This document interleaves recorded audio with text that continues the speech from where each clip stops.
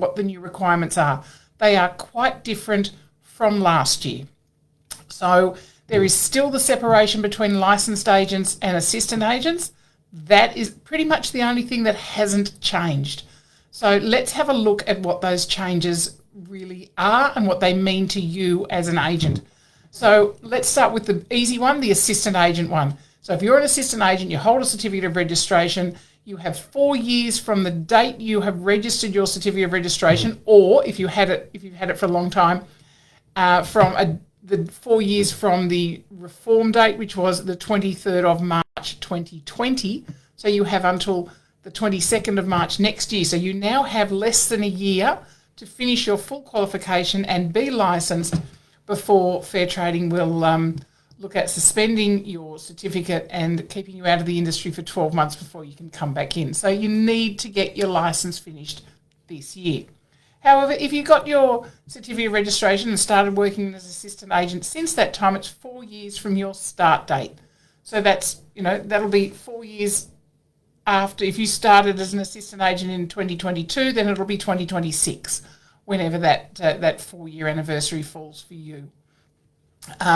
So that's, they're those 4-year times. But again, it's all to be done by that CPD year, those 3 units of competency that assistant agents must do during the CPD year. So that's the same CPD year as licensed agents, the 23rd of March each year through to the 22nd of March the following year.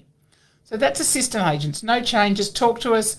If you are an assistant agent or you have assistant agents in your office, talk to us. Let's look at where you're up to and let's get you finished and transition across to a license within the time frame that you are allowed.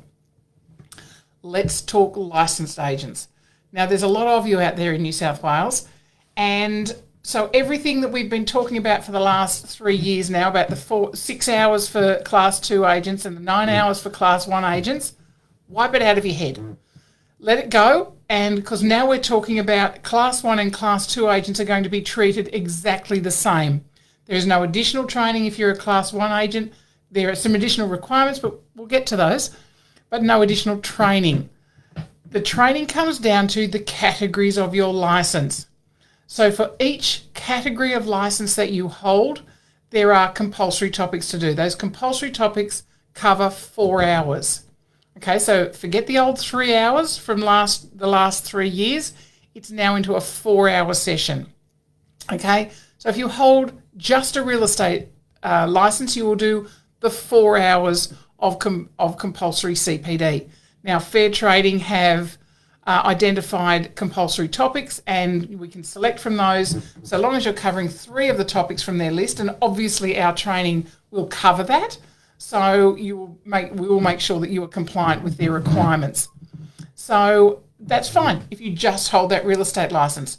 But let's move on to another example. Let's say you hold a real estate license and a stock and station license, or the new fangled dual real estate and stock and station license. That's deemed 2 categories.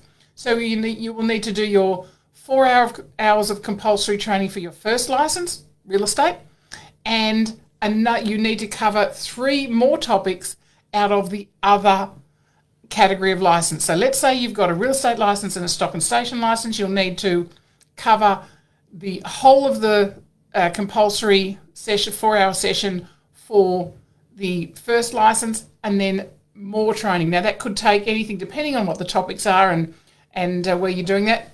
It's going to take you possibly another 2, 3 or 4 hours. Obviously, we are looking at making sure that is streamlined, and where there is overlap of topics, which there are, as we're finalising the writing of all of our topics, there is overlap between the licence categories on some of the generic legislation issues that we're going to be talking about. So you won't need to do it twice. If you've done it in one, you don't need to do it in the next. So we'll look at how we can easily meet those and streamline that process for you. Now then, let's do a third example here. Say you've got a real estate licence, a stock and station licence, and a strata managing agent's licence, of which there are many people that do. So let's look at that. You will need to be doing, in essence, your compulsory CPD for real estate, your compulsory CPD for stock and station, and your compulsory CPD for being a strata managing agent. So, and the topics, obviously the topics for real estate and stock and station are more closely aligned. the topics for strata management are quite different. A little bit of legislation overlap, but there's going to be quite different. So you are going to need to do your CPD for each of your categories of license. If you are a real estate agent specialising in business broking, so you've got your license category says real estate agent class 1 or class 2, real estate agent - business broking, then obviously you'll choose a compulsory CPD, and we offer specific business broking CPD. So you'll do your 4-hour one there because that's the only category of license that you would hold. If you hold, and I'll say it again, and we've been talking about this, and the information apparently is going to be clarified on the Fair Trading website. There's been a lot of chat about that it was a little bit unclear about whether we went back to where we were last year in terms of real estate and stock and station being categorised together. The information that I have received today is that they are not. Okay, that they are going to be seen as separate categories of licence, and that you will need to do your CPD in each of those categories. So, guys, we will have all of that information. In fact, all of that information is already up on our website under our CPD information list, and it's there for you to read. How we will streamline that for you, that'll be up in the next week or so in terms of you booking in for training. We, of course, are having a little break from CPD at the moment. As you would appreciate, January to March is pretty full on for everybody getting their CPD done because, we're all humans, and human nature is we leave it all to the last minute. And that's what happened. So, that's happened last year, the year before. So, it'll happen again next year. But, fingers crossed we can dream that it may not, but, we're pretty sure that it will. So we're having a little break from CPD whilst we make sure that our processes and our topics are useful. And most of you know my theory on CPD, that it should be useful to your job and it shouldn't be harmful to your health.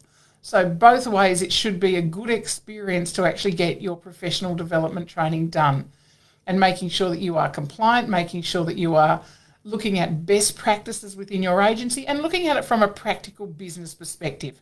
So, there always has to be that side of everything that you do, whether it's compliance, whether it's marketing, whether it's, listing and selling, managing properties, managing rent rolls, whatever, managing strata rolls, whatever it happens to be, it needs to be compliant and it needs to be good business sense.